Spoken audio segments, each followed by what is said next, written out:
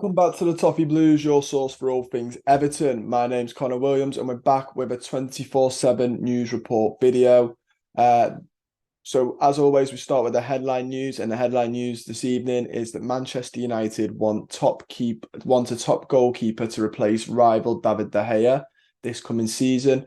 Jordan Pickford is top of United's list, and Everton may sell Pickford for around £30 million. That came via Talk Sport.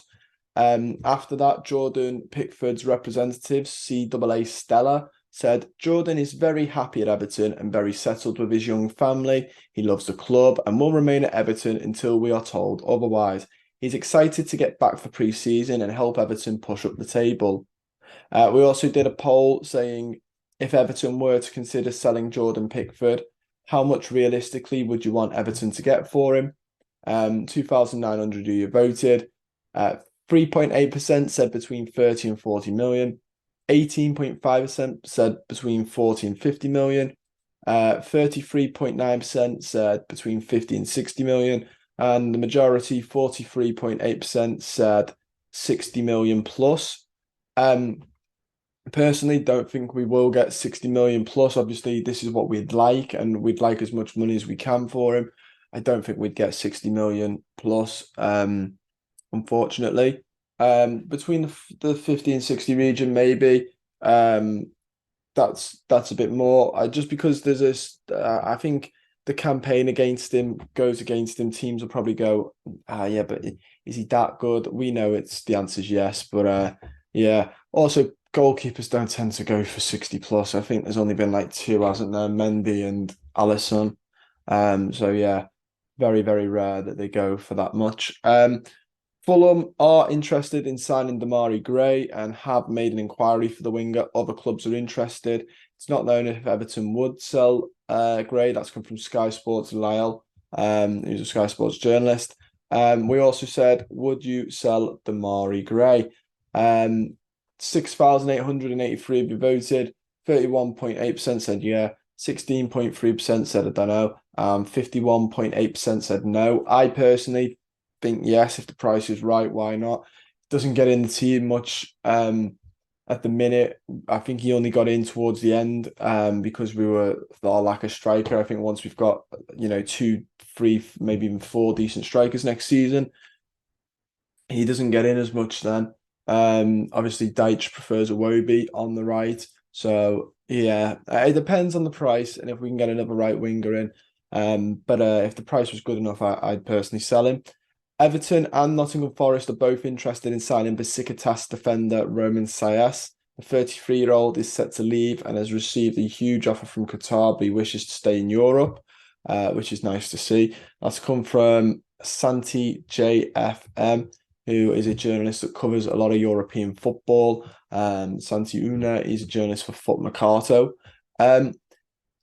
Yeah, we ran a poll as well. Roman Sayas to Everton. Give us your thoughts. 2,101 of you voted. 16.5% said yeah. 21.8% said I don't know. And 61.8% said no. I think he was a good player. I don't know on this one. It depends. He had a good World Cup, I thought. I thought he had a decent World Cup. I think there is a worry that we've got a lack of centre-backs if we get rid of Holgate and Michael Keane. If we're not going to get rid of them, then our centre-backs next year are Gerard Branthwaite, Tarkowski, Keane, Holgate, and who did I just mention? Keane, Holgate, Tarkowski. My mind's gonna blank. But then you add Roman Sayas in, and I think that's too many for what Deitch, I think, will go. If he gets everyone he wants, will revert back to his 4-4-2 that he likes so much, which is understandable because of how much success it's brought him. So I don't think there's a need for a sixth centre back at the club. We also have the news that Everton are not interested in signing Burnley striker Wout Weghorst. The Blues do want to sign a striker this summer, but Weghorst does not feature on their shortlist. That's come from Peter O'Rourke, another well-known journalist that has been very reliable in the past. I think also Alan Myers might have tweeted last week that we're not interested in him. So yeah, interest in that.